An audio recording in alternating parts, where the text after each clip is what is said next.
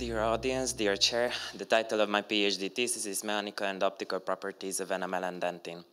My name is Peter. I'm an endodontic resident from the Department of Restorative Dentistry and Endodontics and a second-year PhD student from the Department of Prosthodontics.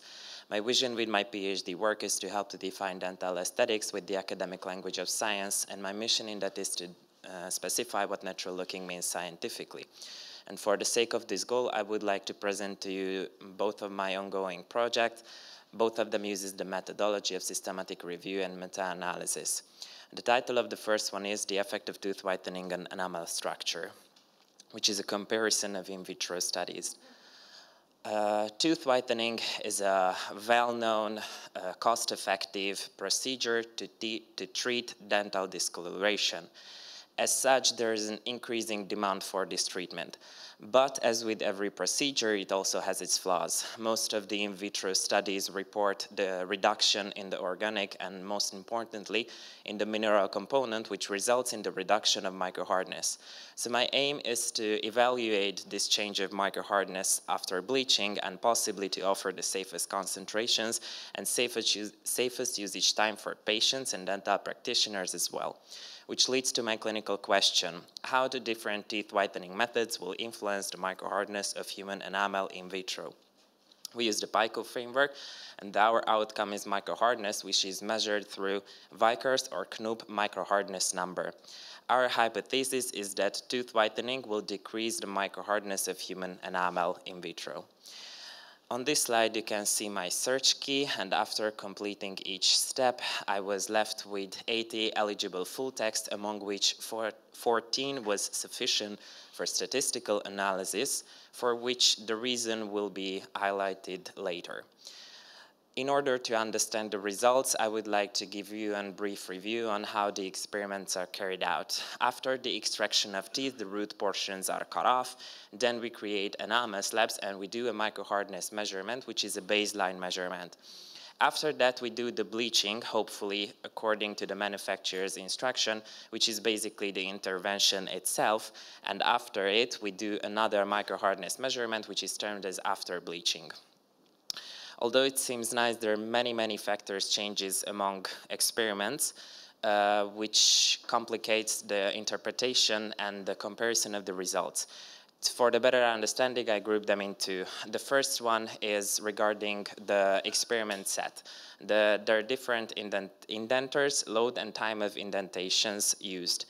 After discussing with physicists, it became evident that these cannot be compared since they are termed as different experiment sets. The second one is more obvious. It is dealing with the bleaching agent, because obviously the different products that are used have different concentrations and different times. That is why for the statistical analysis, we only included the largest number of studies that had the same experiment sets. And for the latter results, you will see only those. What can you see here? On the vertical axis, you can see arrow M, which is the ratio of means. Ratio of means is a percentage value, where 1.0 means the baseline value. It is the 100%. And after that, you can see that how much did the percentage change, preferably decreased after bleaching. For the first subgroup, we only included those studies that had hydrogen peroxide concentration below 6%, and that is because the currently available European guideline does not allow nor patients nor dental practitioners to use any bleaching products that contain more hydrogen peroxide than 6%.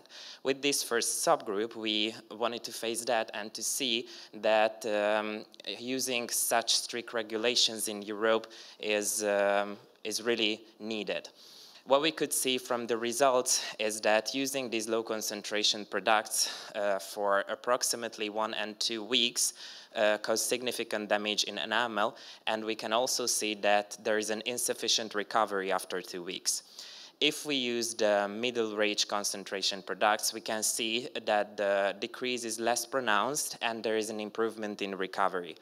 If we see the third subgroup, which is the highest concentrations of products used for the shortest periods of time, we could see that there is an insignificant decrease, except for the 2 cases that you can see on the figure. but there is an insignificant decrease, and also there is a less need for recovery. What are the strengths and limitations? The strengths is that both in office, the latter one that you see with the high concentration products, and at-home bleaching products, which was true for the first two subgroups, were included in this study. We only included those that used human enamel, Vickers and Knoop indentations included. Among the limitations, I would like to briefly review the protocol deviations, which are the most important, because in some studies it could be seen that some authors reportedly or unreportedly changed the usage instructions of the manufacturers and possibly shifting results in an unwanted direction. The conclusion is that low and medium concentration products significantly reduced microhardness with limited recovery, while high concentration products shows less reduction and better recovery. The biggest implication for practice is that dental professionals should educate their patients on using these products, and also tooth whitening products should be used according to the manufacturer's instruction. The implication for research is to adhere to the ISO guideline that dental professional has, and also to follow the experiment sets that are given there, because it will give us the reliable results that we want. Further research should explore the effects of pH, because our opinion is that microhardness decreases mainly due to the effect of pH of these products.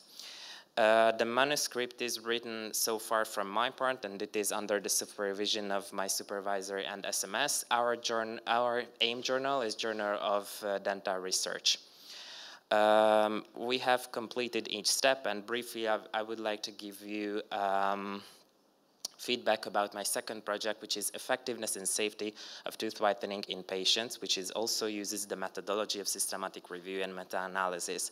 The background is quite similar. The only difference is that this study will compare in vivo tooth whitening, because in vivo the biggest flowback reported with bleaching is sensitivity.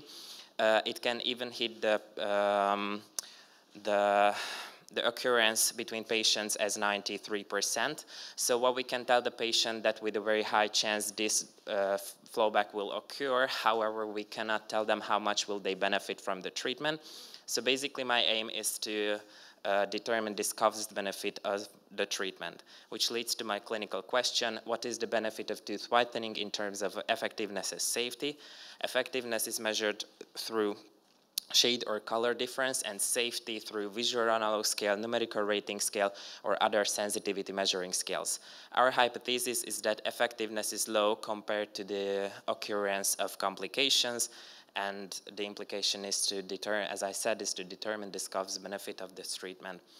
We have submitted the Prospero and did the systematic search, and there is a large number of articles for title abstract selection.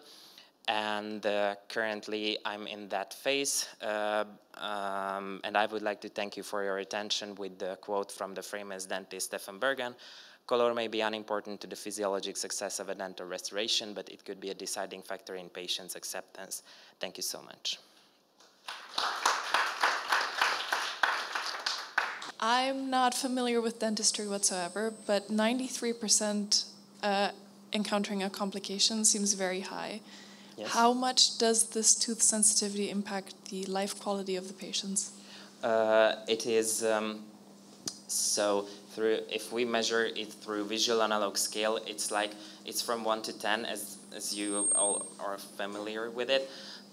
This sensitivity is like 1 or 2 score in the visual analog scale, so it's an inconvenience for the patients, but it cannot be said that it's like a pain or influences their quality of life.